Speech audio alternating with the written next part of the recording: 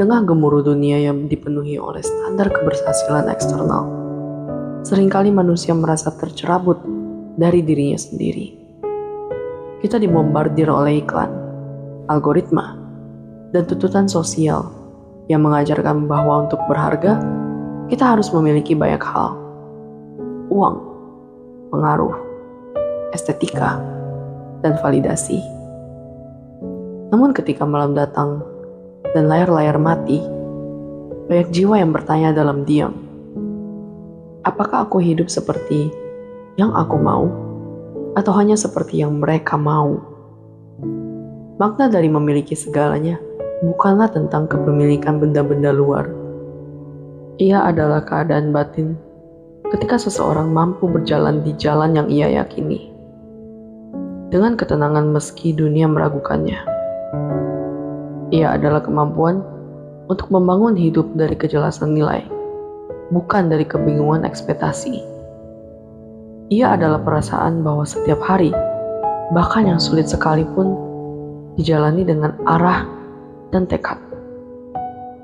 Dan untuk sampai ke sana pun, dua kekuatan fundamental harus disatukan oleh kepercayaan diri dan kehendak. Albert Bandura, tokoh sentral dalam psikologi kognitif sosial, mengembangkan teori self-efficacy, keyakinan seseorang bahwa ia mampu menyelesaikan tugas tertentu.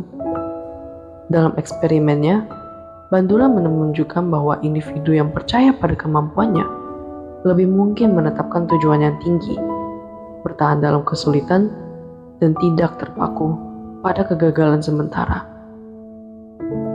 Mereka memandang tantangan sebagai sesuatu yang dapat diatasi, bukan sebagai ancaman terhadap harga diri. Dan kepercayaan ini bukan lahir dari pujian atau bakat semata, melainkan dari pola-pola kecil yang dibangun. Mencoba, gagal. Mencoba lagi, gagal lagi. Mencoba lagi. Dan akhirnya berhasil. Dalam konteks pendidikan, siswa dengan self-efficacy tinggi lebih mungkin untuk mengejar tugas yang menantang dan menunjukkan performa akademik yang lebih stabil. Kita akan mengambil contoh salah satu fakta yang kita kenal. Michael Jordan adalah contoh klasik. Ia tidak diterima di tim basket SMA-nya dan bisa saja menyerah di titik itu. Tapi ia memilih jalur lain, jalur latihan, refleksi, dan disiplin diri. Ia membangun kepercayaan dirinya dari proses, bukan hasil instan. Dari proses itu lahirlah kepercayaan yang tak tergoyahkan, yang pada akhirnya memberinya pencapaian yang lebih besar daripada sekedar medali, pengaruh, dan keteladanan. Namun, keyakinan saja tidak cukup. Kehendak atau willpower adalah motor bergerak. Roy Baumeister menekankan bahwa kehendak mirip dengan otot. Ia bisa kelelahan, tetapi juga bisa diperkuat melalui kebiasaan dan kesadaran kita sendiri.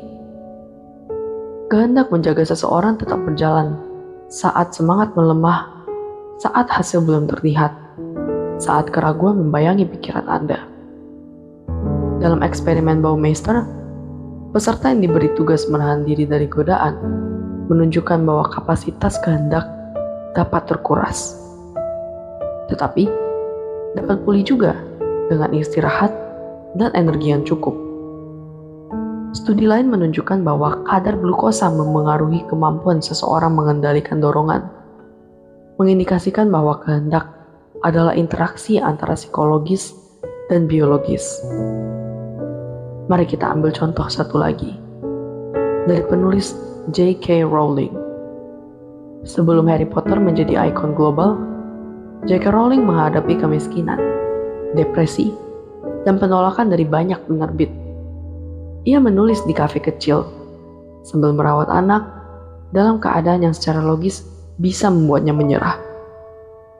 Tapi kehendaknya untuk tetap menulis, meski tidak ada jaminan apa-apa, adalah fondasi dari keberhasilan yang luar biasa.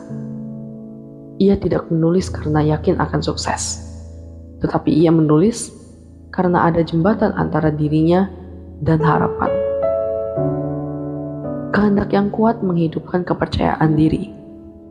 Ia memberi nafas pada mimpi dan gerak pada keyakinan. Ketika seseorang menggabungkan keduanya, hidup mulai berpindah dari sekedar reaksi terhadap dunia luar menjadi aksi dari dunia batin. Ia tidak lagi hidup untuk memenuhi harapan orang lain, tetapi untuk merealisasikan versi terbaik dari dirinya sendiri. Dan disinilah kita menemukan bahwa makna mendalam dari memiliki segalanya itu bukan tentang memiliki benda, tetapi tentang memiliki kendali. Ini bukan soal prestasi, tetapi tentang kehadiran batin. Ini bukan soal kecepatan meraih mimpi, tetapi tentang kesetiaan terhadap jalan yang dipilih.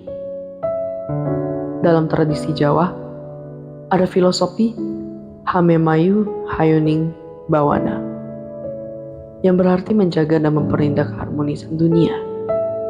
Seorang individu yang sadar akan kekuatan kehendak dan kepercayaan diri bukan hanya membangun hidupnya sendiri, tetapi juga ikut berkontribusi pada keindahan dunia. Ia hidup dengan cara yang menginspirasi, bukan menggurui, dengan keaslian, bukan kepalsuan. Jadi, bagaimana kita bisa memiliki segalanya? Dengan membangun kepercayaan diri dari dalam, bukan dari pujian.